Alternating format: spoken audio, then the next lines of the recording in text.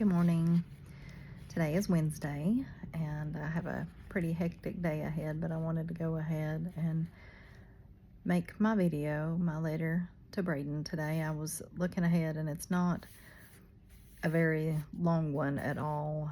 I talk to Brayden a lot in my letters about dreams that I have, and just the impact of some of those, and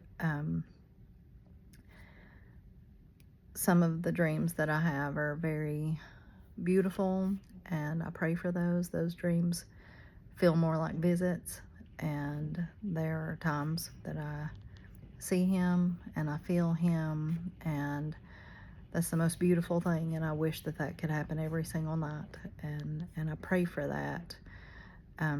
But some of the dreams that I have had have been very difficult, and when that happens, then those carry on into my day. You know how sometimes you'll have a dream that once you wake up you just feel terrible and you can't seem to shake it, and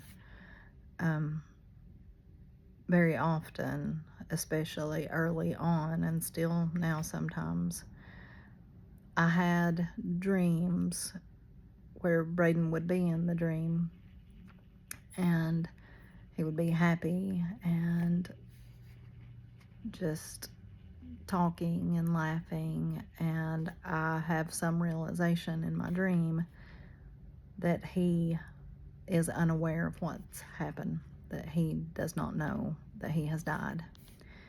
And in these dreams, I have to tell him what happened, and it's devastating. It's devastating to him, and it's devastating to me. And so I've spent a lot of time in prayer about that.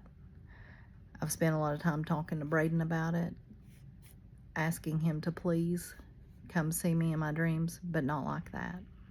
So those are the things that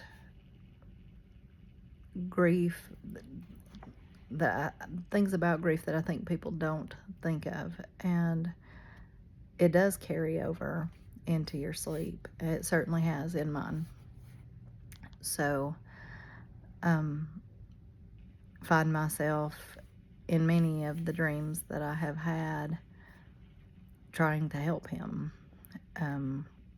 trying to take care of him. Just for example, in a dream that I had one time, and I'm not sure if I write about this or this will come up in one of the later letters, I can't remember, but there was a particular dream when he was just young, probably about 10 years old in my dream, and he was covered in a rash,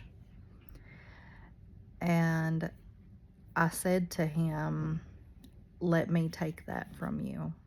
And in the dream, I took my hand and my arm and rubbed across his chest and stomach and arms where the rash was, and everywhere that I touched, the rash disappeared. And he was saying, "No, Mama, don't do that. Don't do that. I don't want you to get the rash." But in my dream, I was taking it from him, and I was showing him, "No, look, it's okay. It's okay. It's not on my hand. It's not on my arm. I'm just taking it from you."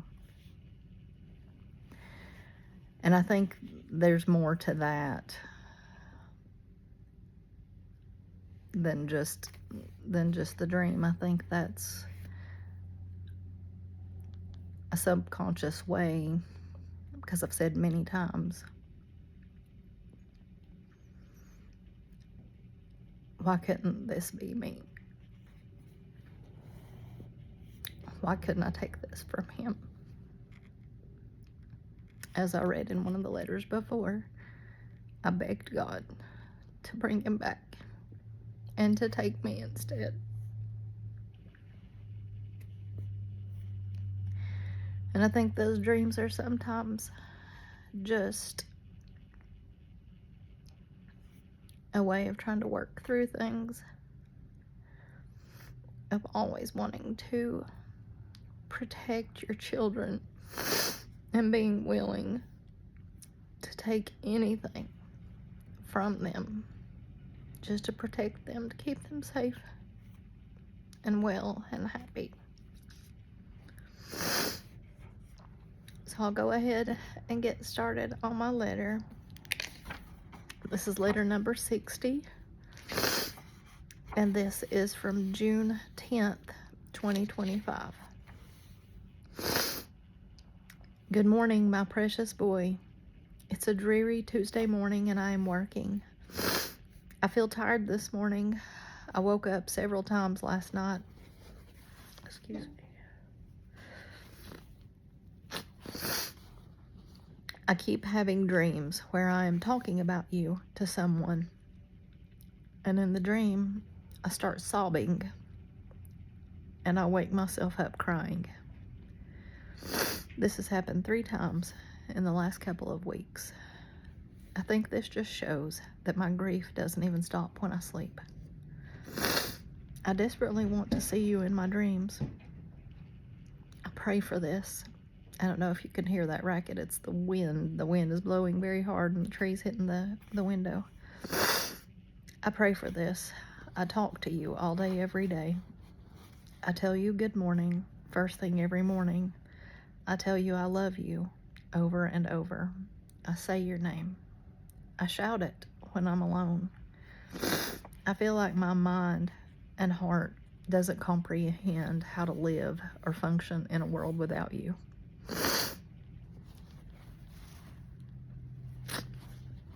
I've mentioned before that I have this feeling of just being in a state of waiting for something. It has to be some kind of internal protective instinct of not being able to process a trauma that has no end. As I've said, most all bad things have a beginning and an end, but this has no end. It just keeps going. It's exhausting. It makes me feel restless and unsettled. I miss you.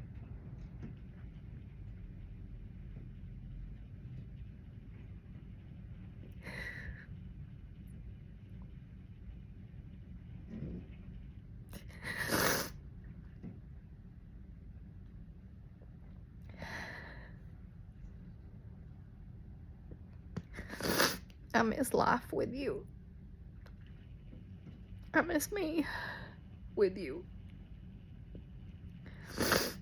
Sweet face, sweet words, sweet boy. I love you, Brayden.